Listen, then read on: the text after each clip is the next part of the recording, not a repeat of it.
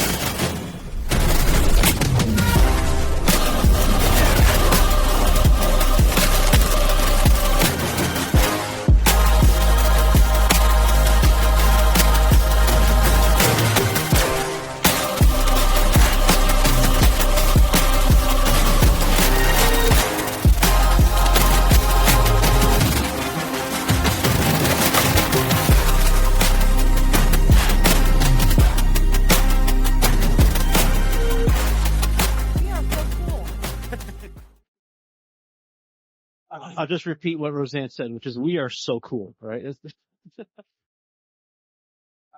Yeah, so that was sort of a sneak peek, or I guess a preview of what the event was like. We actually do have all of the panels and events that we did recorded on the website. It's a virtualproductionunplugged.com. So if you didn't miss it this year, we do encourage you to check that out. But yes, I'd like to introduce our panelists. So Steve, I'll just start kind of closer to me and move down. All right. Mic check, mic check. All right. Hello, everybody. I see some familiar faces, so thank you for coming out and stopping, running around this whole show for us. So I'm Steve Giralt. I'm the founder of The Garage. I'm a director, DP, still photographer, technologist, blah, blah, blah. I just love doing cool stuff with cameras and robots and you name it, pretty much. And, the last year and a half, we kind of have been really diving into virtual production, very specifically the hardest way to do virtual production, which is slow motion and all sorts of alternate ghost frame tools and all sorts of really fun stuff, because I don't like easy stuff. Yeah, so we had this event, and if you don't know, we're all in the same complex, so we're literally like neighbors. You know, it's like, oh, need a cup of sugar, Rosanne? Yeah.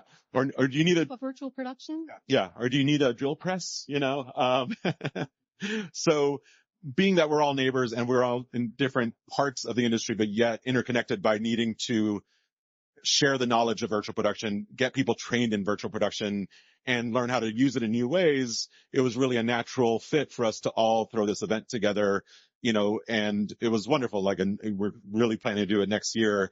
But I'll leave it to Rosanne to keep going from there. Thanks, Steve. Thanks, Jeff. So I'm Rosanne Limoncelli. I'm the Senior Director for Film Technologies at Tisch School of the Arts at New York University. And what do? I do technology. I do curriculum design, technology. I do training and education. So about 5 years ago, we started noticing all this virtual production technology that was out there. And we said, we got to do that at NYU. And the more I looked into it, the more I found, oh, you know what? There's not enough people trained in this. So we definitely got to do this at NYU. So we put together this amazing facility at Industry City, beautiful volume soundstage, and we got our first class of 23 students this year, getting a master's program, a master's in professional studies in virtual production. And they're amazing, and a bunch of them are here today.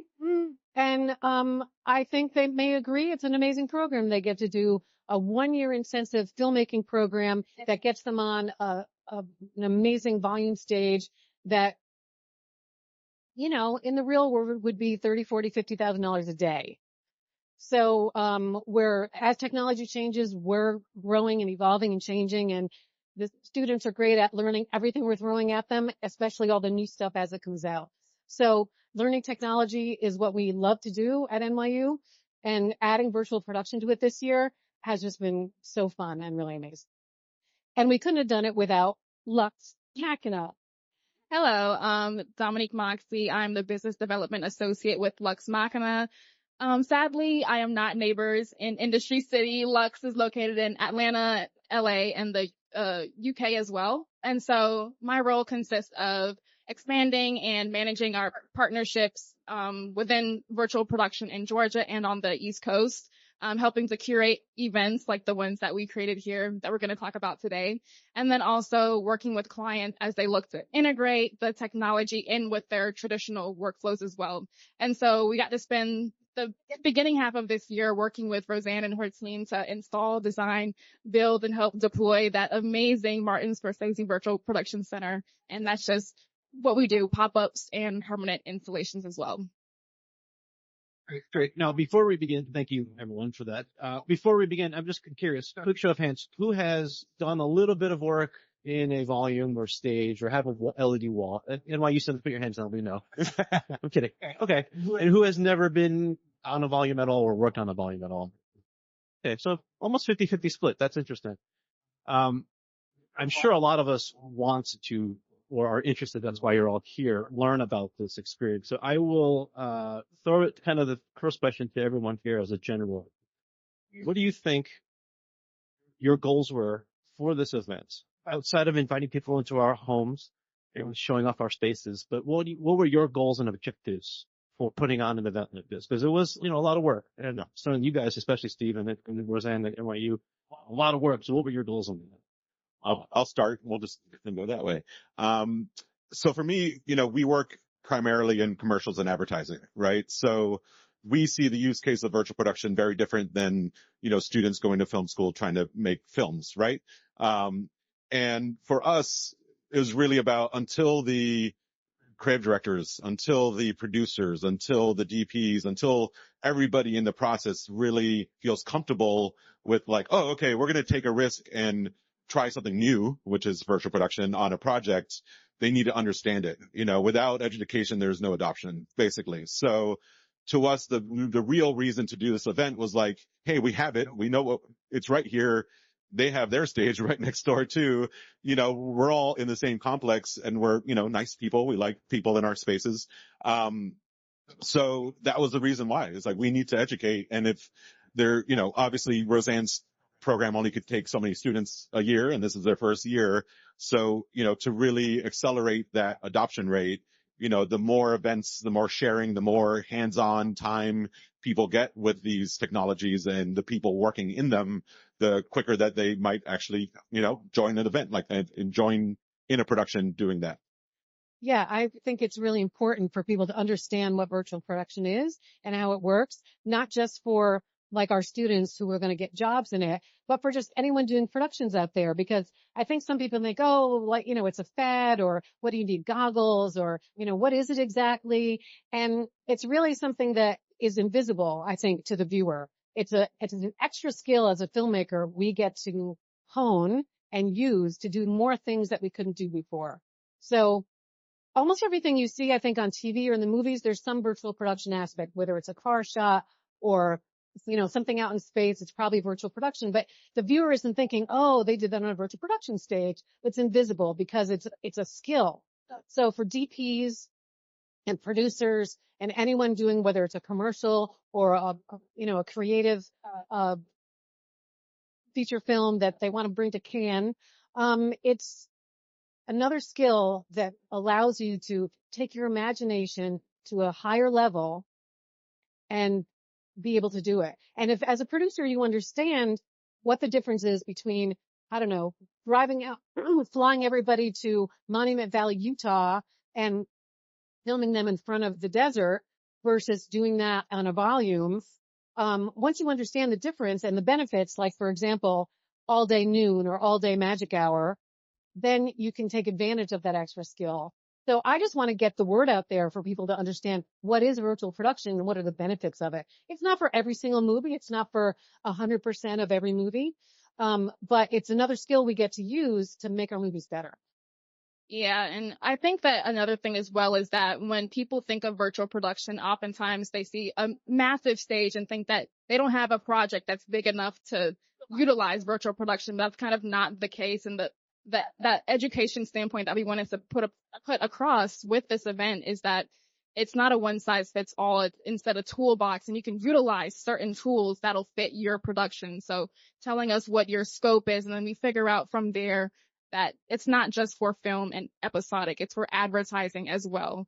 And so just kind of educating that you don't have to have a major budget and a Mandalorian sized project. So don't let the demo reel scare you. From a voter PSA commercial to a film episodic, virtual production can be utilized for all scopes of projects. Yeah, I think you bring up a great point that, yes, it's cool to see things like The Mandalorian and big scale things, even Oblivion, kind of the early days of rear projection and such, but you could do this with a very modest size wall, not much bigger than what's behind us as backdrop here. Steve at the garage is a great example of that. Your wall is, it's a good 24 feet by 10 feet. Yeah. Right. If you're not doing some of the crazy high speed robotics that Steve, the garage do, you probably even go a little bit smaller, right? So if anyone here is doing any work with any of the corporate entities, stand-ups, head talk style things, sea level, right? It could be a very small wall, almost like a 100-inch TV. Right? And, there's things like reflectance and all that other stuff you got to deal with, but that's a problem that you have to solve anywhere. But yeah, you all bring up a good point too, that this is all for the creative freedom. That should be the driving force. And I think that's sort of what everyone has touched upon. But also the education. A lot of this for the past 5 or so years has been kind of a science project, a DIY science projects. There's zero standards out there. And I think we were talking about before this, that a lot of the goal for this event was to try to come to some sense of whether it's formal education, being able to build the next generation of volume operators, or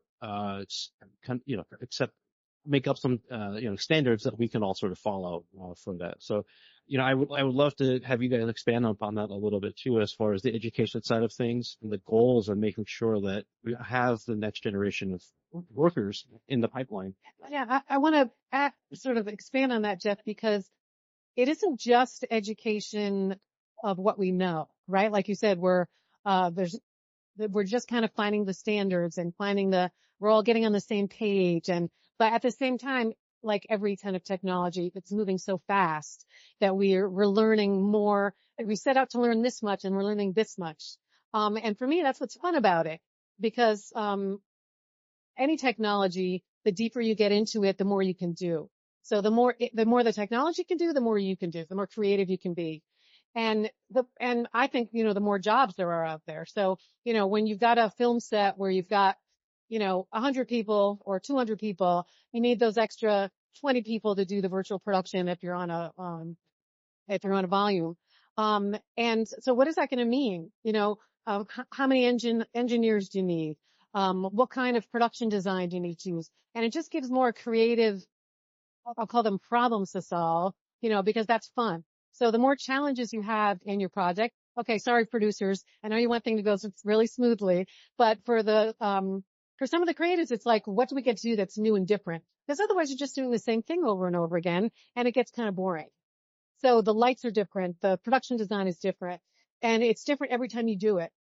So as technology is changing, we're keeping up with it, and we're finding all the different paths to hang down to our students, but also to learn for ourselves, and finding the new projects we can do, because wait, you can do that now? That gives me a story idea. Yeah, and I think just to expand on that a little bit too, because I'm in the unique space where I'm a creative and also an engineer technology type person, right? So I understand the limitations of this process, but I could bend my creative ideas to it, right? And I think for all the other creatives out there that might not be engineering minded. I think it's important them just to get the basics of like, oh, okay, it makes sense in this use case. It does not make sense in this use case. If I want to be shooting down at the floor almost all day, then no, why would you do it? You're just going to be building a set basically at the end of the day. So, and it could be as small as, something to fill a window frame of LED panels to the full room, right? And I think that's another thing as well. It's like, and while we're in the process of thinking through this process in production and creative, it's also a matter of like, you come up with new ideas because you're like, oh wait, I already have this wall here. What else could I do with this thing? Oh, can I turn the room upside down now? Can I, because it really allows you to feel like you're in the real world, but then bend the physics of it. And you're in a living room, and that living room could go take off and be in space 3 seconds later without VFX later, right? Like this is in camera, the people reacting in real time to what's happening. And I think that's a big thing as well. Like when an actor is on a green screen stage, they're like, wait, what am I supposed to be doing here? Where's the guy with the laser beam thing? And I think virtual production in that sense is also really empowering for the talent and the creators. Yeah, and speaking to the creators, I think a big part of the education piece is educating that we need different departments to talk ahead of time. And so a lot of those workflows that they're used to, and they're not used to maybe the production designer needing to talk to the virtual art department, but that's important because we need to blend that virtual with the practical set. And so I think that also speaking to you in the creative and you being a DP and a director, the directors need to understand the tools that they're going to be able to use on the day, what can be changed, what can't be changed. And so be like just overall education for the actual production and just going through that script breakdown. So scenes that they may not know that could be virtual production, scenes that maybe need to be practical instead. We kind of go through that breakdown process with you. So yeah.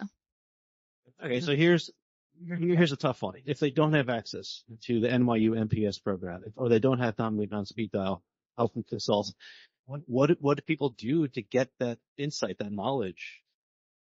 Well, first of all, there's a lot of software involved in virtual production, right? So if that's your thing, great. Download Unreal and start learning it. For free. I think it's still free. And there's plenty of video tutorials, so you can learn that yourself. And like any other filmmaking job, you get in as a PA somewhere and you work your way up, right?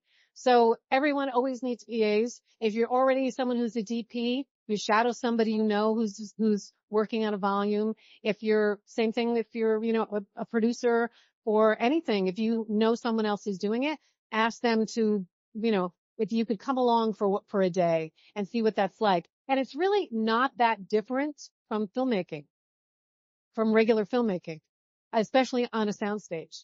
There's just extra things to know, and you could teach yourself a lot of that. And then when you do get on a volume, pay attention.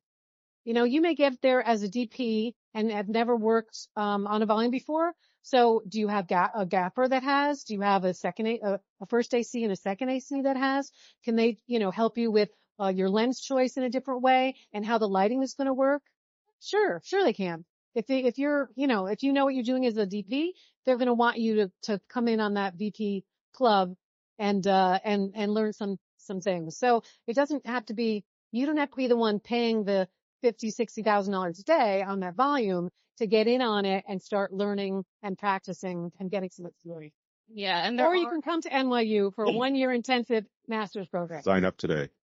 And there are a lot of like master classes out there as well. So we at Lux have a VP master class. I know Epic Games has one as well, but I've also learned, which is like with my colleagues and people that I've met in the industry, is that it is just based on wanting to get into the field, finding someone who's in that field and asking them and shadowing them and basically picking up like a trade per se, because there aren't a lot of places to be taught except for NYU.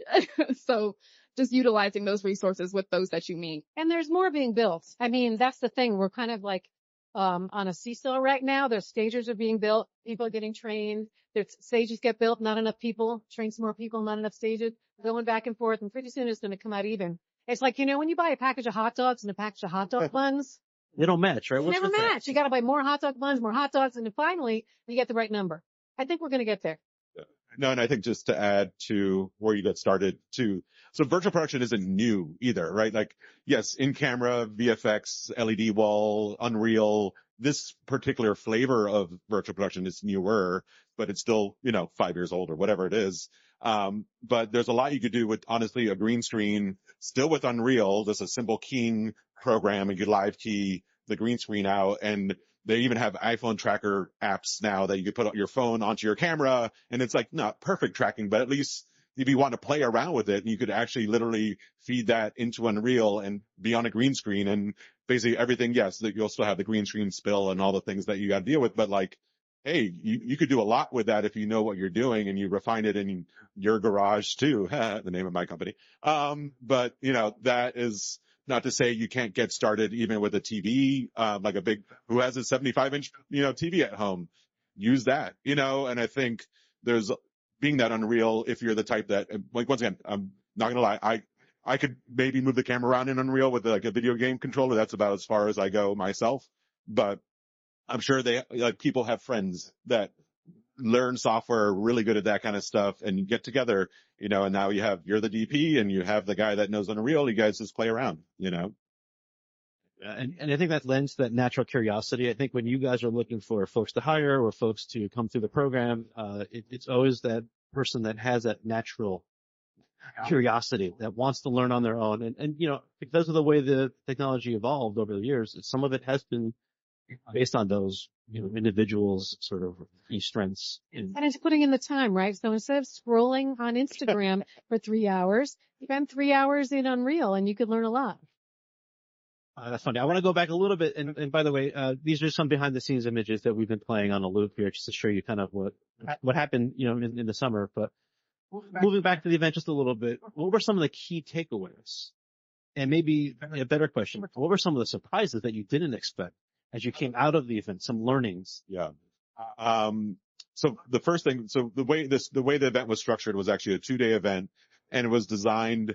One day was more for, DPs, directors, DITs, crew, let's call them just crew. And the other day was more structured towards ad agency producers, brand creatives, corporate people. But it's funny, at the end of the day, a lot of people ended up coming both days, even though there was a lot of overlap. And that's where I think where I learned the most was the fact that like people are just like, I learned more every day, like there's stuff that was even very similar, demos, very similar panel talks, but like the questions that came up, so I think what came out from it is that there can't be enough of this happening. Honestly, at the end of the day, there's the thirst for the knowledge. There's the people that really want to learn it. And I think once again, there's the access problem to kind of the huge volume or whatever it is. I think some of the things that we learned from it that I think we could, next time plan it maybe not just 3 weeks in advance. That was definitely a race to the finish. That would be nice. And maybe when, everybody's not on vacation. But no, I think the biggest thing that we learned was that, we could target and we can make it as long as we want, honestly. I think some people were like, oh my God, so how you expect them to sit there for a whole day? And it's just like, I know, should it be 2 or 3? It's like, cause I think the challenge to virtual production, it is complicated, to wrap your head around at first. So we started the day with, the very basic demo of like, this is how it works. And as the day went on, people learned more. And I think that structure worked really well. I think we'll kind of repeat that.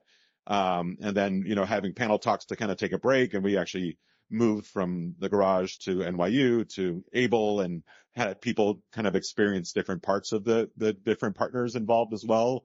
So yeah, I mean, I think, I'm excited to do it again. I think it was great, the fact that we did have that moving piece as well. We didn't want to keep the audience stagnant. We wanted to keep them engaged. And also, there's a lot of people that haven't been to Industry City before, and they don't know that it's such an innovative and creative space. And there are all of these, AbelCine, the garage, NYU, so many tools that they can use. And so I think that was also a great thing. And then with the event, there were a lot of people that came that worked in pharma. They just saw the event and came and said, oh, I didn't realize that I could use this tool as well. I just came because the event looked cool. And so it was also good to see that it doesn't matter who you push the event out to, people will come. And when they come, they will learn that they can also utilize this as well. And so that was great. Yeah, we'd love to actually add an experiential layer to it next time, maybe too, because that's a whole other use of virtual production and these technologies too.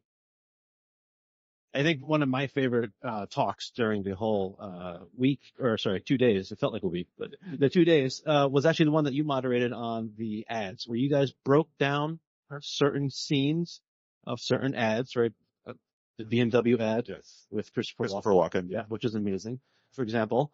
But it was really interesting because you took it as an approach of, was this shot in VP? Should it have been shot in VP? Did it need to be shot in VP? And Roseanne, you just said this earlier, right? Your project doesn't need to be all shot on VP or, 1%, 10%, whatever. So I think that was kind of an interesting takeaway for me personally. I learned a lot. That was again, just a really interesting look at scene breakdowns, but figuring out what is needed and what's not needed.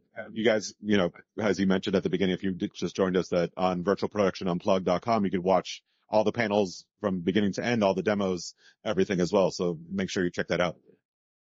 One of the fun things that I learned was also that Fallout, the Amazon series, was shot on virtual production because of the subject matter, right? Dystopian nuclear apocalyptic world, was shot on film. So kudos to that, because that was amazing. So just pivoting a little bit, just talking about some of the tools and the tech that we were utilizing during the event and what we have in each of your respective facilities. What are some of the sort of next generation tools and techs that you guys are all looking forward to, either absorbing or learning about or adapting? I don't know if I'm going to answer your question directly, Jeff, but something I keep thinking about is the collaboration between production design and virtual design. And I would love to have, we could have a whole day on that, next time, because I think that's another thing that's all over the place in the industry. Who's in charge, who works together, how does that work? And, and with G&E, with lighting. So I would love to see, a ton of, experiential, workshops, inviting designers, inviting Unreal experts and, virtual art designers, and watch them work together, because I think that's something that producers and directors have to understand. It's a different workflow now. So you need 3, 4, 5, 6 months in advance to create your environment, depending, or you could do it in a couple weeks if you've got downloadable assets, right? So the difference in those things, and then how are you working with the practical, and how do those designers work together? And if a producer and director don't really understand that process, they can't schedule it, they can't plan it, they can't budget it. And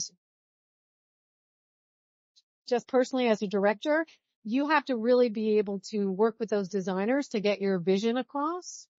And it's more people. So you're not just sending someone, you're not just flying around the world looking for locations, you're building that location. So the writer director vision has to get through, and really work well with the virtual and production designers. If you don't mind, maybe expand upon that a little bit, especially as the budgeting goes, because I think it's kind of a misconception that other than the volume cost, it's cheaper to shoot in EVP because I don't need to fly around. There's no location. You're not doing company moves, so on and so forth. But the world building and everything else, the pre-production side of things is equally, if not more important. So I'd love it if anyone could just expand. Yeah. I think a very important piece pulling towards that production design portion is that color is very different on a LED volume. And so if there's a scene where you're incorporating sand, normal sand isn't going to work. So the production design may have to paint the sand a little bit to match that virtual art world. And so planning for that, because you can't just buy the sand the day before and then we find out that it doesn't match and then you're all scrambling and rambling. And so that's why those conversations need to happen much earlier, and those head of departments need to be in contact with each other to determine with the color scientists, what hue do we need and things like that. And so I think testing is a very big part of it as well. Yeah. And, for us in commercials, our timelines are when we were first in an ideal world, it would be great to have 7 weeks or 8 weeks from award of a job to reshoot. And then the next job, the next week we got awarded a job. It's we have 2 weeks. Okay, great. We'll make 2 weeks work. And I mean, and the biggest thing spent time at the beginning was exactly to Roseanne's point is virtual art department. How do you get that workflow in place, but not just workflow in place for us and the creatives, but how do you get that back and forth with your client going? Cause they're used to seeing a location photo of like, oh, okay, that's the location. Great. We love that. That's what we're going to shoot.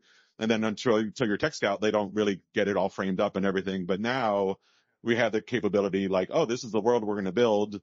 And here's the different angles. We already virtually location scouted it, and we actually put something in the foreground so you could see what the depth of field might look like. And you really, for us with the clients that, if you're somebody that works at, PepsiCo and the marketing department, you might not be able to understand whether it's a, real shoot or a virtual production shoot, just like grasp what this might look like. And now we could show it to them in advance because we already have a previs that we could do because we already have the world in Unreal and we could do the camera moves and we could do the whole shot.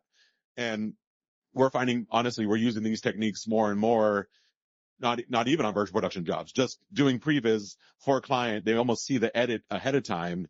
We could work out all that stuff in pre-production. So the shoot day, we're shooting the boards, in a way where we're really just kind of working. And as on the now switching hats to the creative side, now I'm just like, oh, great. How do we make this better on the day? Not just make them happy on the day, right? We already kind of made them happy. They love what we planned and what we have going on. Like now I just could refine that and I could really try to find the most beautiful moments in that and light it as great as possible and get the talent performance and everything, because I think on my first virtual production shoot, I was so worried about the tech and the color and, and I think the more we can start working that stuff out in advance and the more there's standards in place for color and calibration and all sorts of things that, it doesn't matter if like you're using a Sony camera or a Red camera or an Arri camera, like the color is still going to kind of carry across, which right now is still kind of a bit of a challenge and you need to do a lot of testing in advance.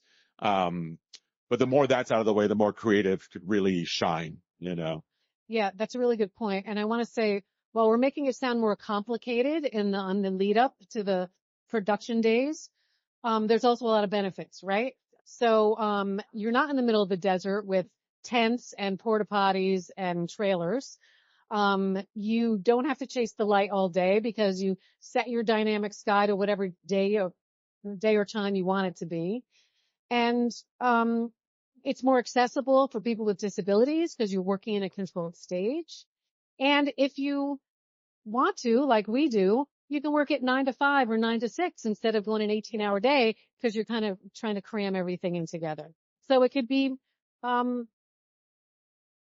just more, empowering, really. Yeah. Empowering and, and fun. But to your creative point, I think a lot of people think about green screen and VFX. And one thing I love about in-camera virtual production is that we've got the volume up. We've got once everything's done, the production design, the environment's there, and you've got your actors there, and you're rehearsing right in front of your real location, that you've indented.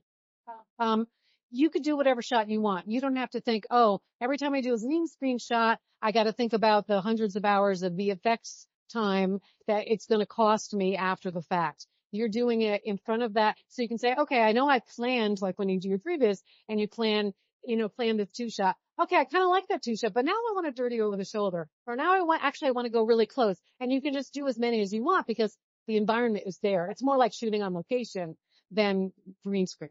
But it's not another, oh, wait, now we got to VFX another shot because you wanted another angle. Yeah. So, when you start adding up the math that way, I'm sure you could speak to that for sure. But, the fact that like, oh, we're going to cover this one scene with 8 different angles, like, oh, wow, well, in VFX, that would have been a lot.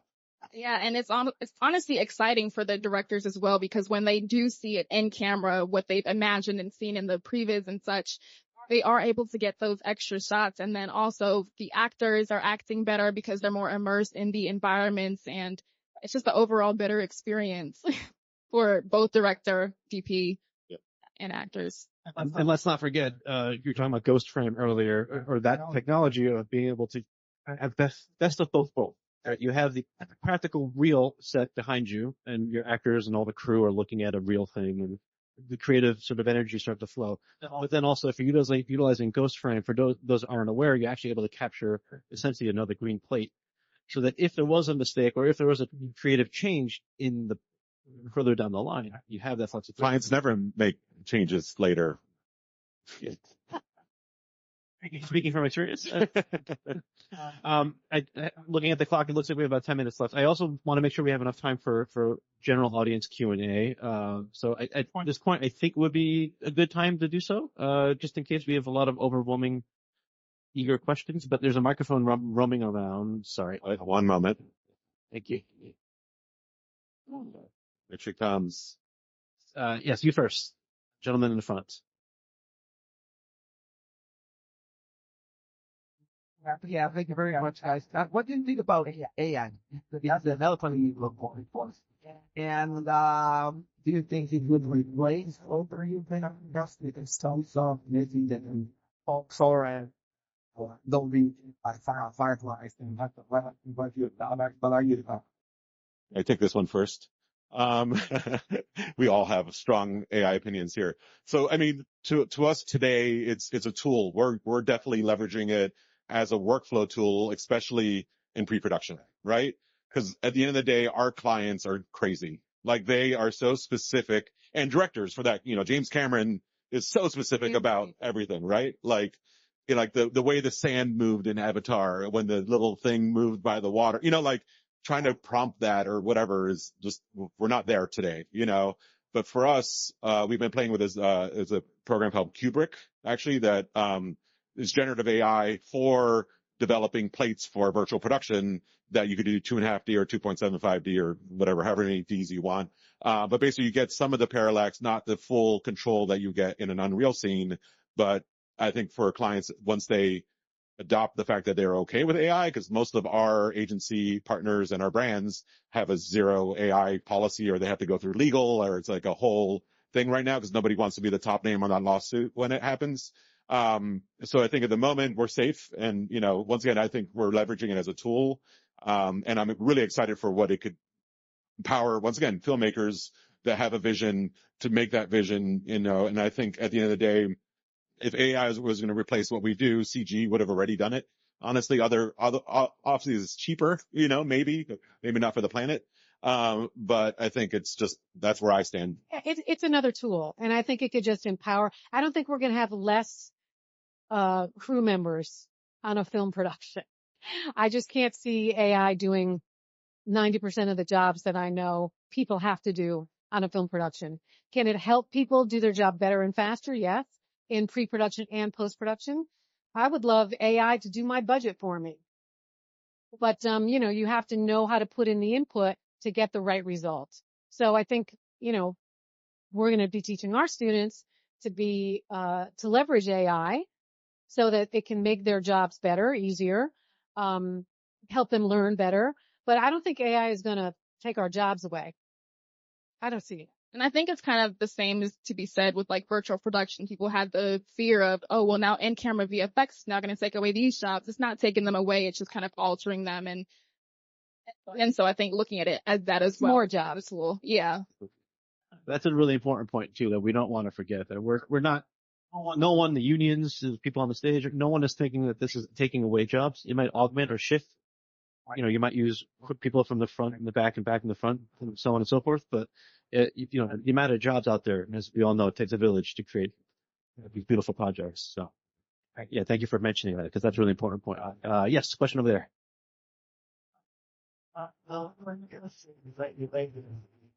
maybe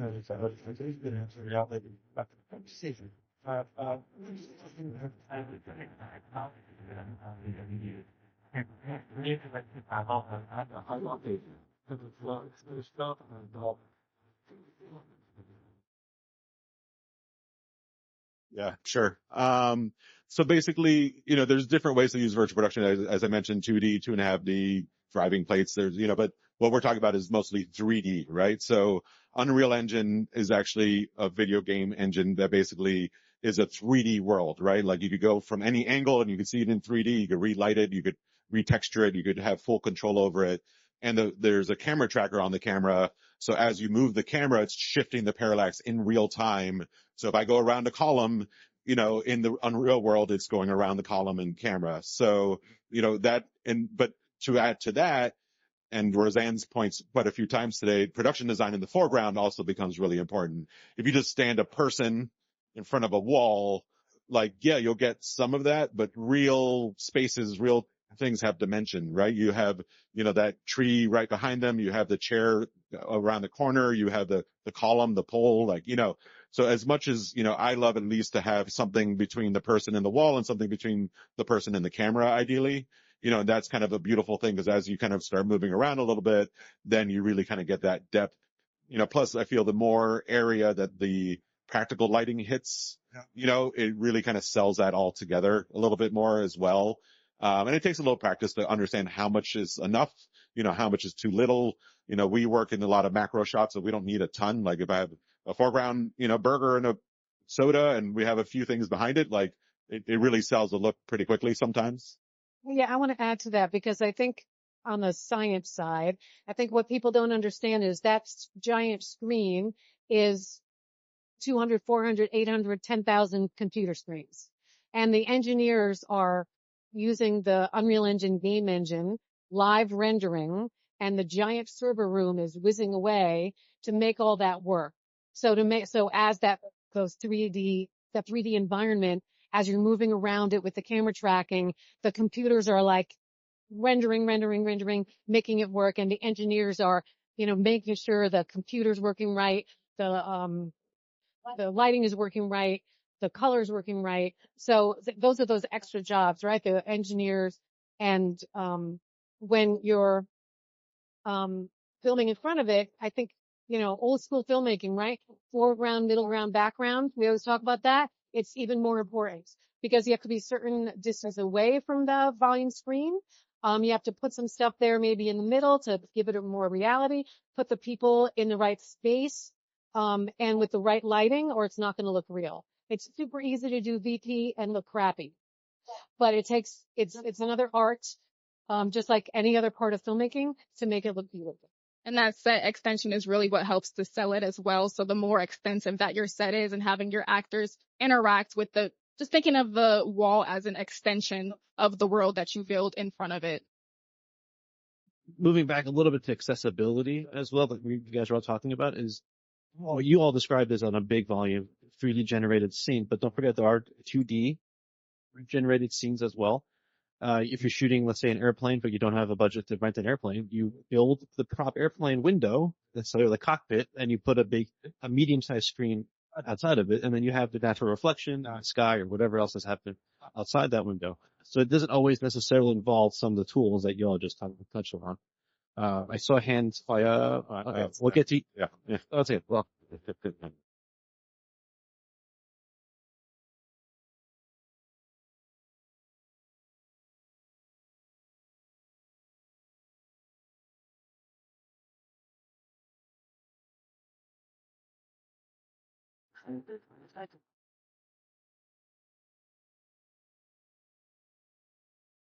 Biggest shift. I think it depends on where you're coming from. I'll talk sort of more generally. Definitely understanding what gets switched to pre-production is important. So learning how to plan it out. If you're a particular crew person, like if you're a gaffer, you already know a lot about lighting. It takes experience on any location to learn how to light it and make it look great. And same for a volume. So, I think the biggest thing is understanding how it works, like we've been talking about, and just touching on, and getting some experience, hands-on experience, so you can really understand what you're doing and realize it's very similar and the things that you have to add on to your skill set. And I think Rosanne touched on this a bit as well, but as a part of that getting in and testing, if you're a DP, you do have to be about 12 to 15 feet away from the wall to avoid moiré and things and such of that matter. And so knowing kind of that ahead of time when you're doing your storyboards and planning your shots, knowing what's possible in the volume. And so that playtime is very important. And I feel like it, as we touched on a little bit, is that it's a more collaborative process than ever before. I mean, I think there's a lot of talk about, virtual production being its own department within a film set almost, because it really touches on every department. You're right in between art department, creative, camera, you're kind of in the middle of it all. So it really depends on obviously what role you're in, but there are some things are the same, some things aren't. Like a bad story shot on a location versus a virtual production is just a bad story, right? Like, I think at the end of the day, what's your intent, and what are you trying to achieve? Is it the right tool for what you're trying to do? If you're, somebody that's working on normal productions and being forced into a virtual production, ask a lot of questions and just be like, oh, okay, can I talk to the, VP supervisor, and just ask them some questions about what do I need to consider, Do we have time for one more? I saw a hand in the back. Yes. Oh, there's one. Yeah, sorry. Microphone's coming. Vegetarian, civil intelligence, get stories. For documentarians, is this an alternative to the Ken Burns formula? I think it's more just like being on a location, honestly. I think, the fact that, but now you got to think what that location is. You're not just capturing a real thing, right? I think, to me, I think it's just another way of capturing, but obviously if you're bringing them onto a wall, it's not, true documentary work, right? That's an interesting question. I will mention that Abel had a wall in our theater for a little bit, and we did have a group of documentary DPs come in to shoot against it or test against it, really, because they were experimenting with the idea of, if I don't have to travel to location, could I shoot all my interviews and change locations to do 3 or 4 or 5 interviews in a day, single setup, as opposed to traveling all over the place. But to Steve's point, are you documenting at that point? Or so that's kind of a... Well, I mean, documentary is so many things, right? And there's so many amazingly creative documentaries I've seen in the last few years. So I think, yeah, why not use the tools that VP can give you to do something really interesting in the documentary space? It might even be more impactful as well if you're able to immerse your interviewee in front of, whether it's like a World War II background. And I think it's almost more realistic, putting them back into the time period that they're discussing about. I'm going to try to sneak in one more question, because the gentleman in the back. Yes.